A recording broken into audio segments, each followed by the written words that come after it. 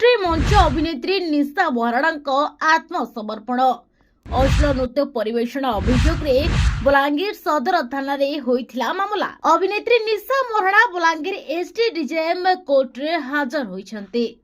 बलांगीर सदर थाना चंदन भाटी गाँव गत डिसेम्बर 12 तारिख रे अश्लील नृत्य परिवेषण मामलें आज बलांगीर कोर्टे हाजर होइछन्ते निशा। डिसेम्बर 14 तत्कालीन चंदन भाटी फाउंडी अधिकारी रंजित प्रधान एने बलांगीर सदर थाना अभियोग करथिले।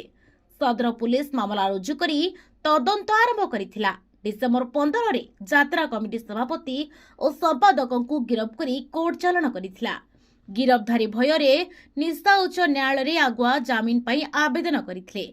उच्च न्यायालय निशा को सतर्कमूलक जामिन प्रदान सहित बलांगीर एसडीजेएम कोर्टे हाजर हेबा पाई निशा को निर्देश देथिले। तेबे निशा निज वकीलों सहित बलांगीर कोर्टे हाजर होइछन्ते।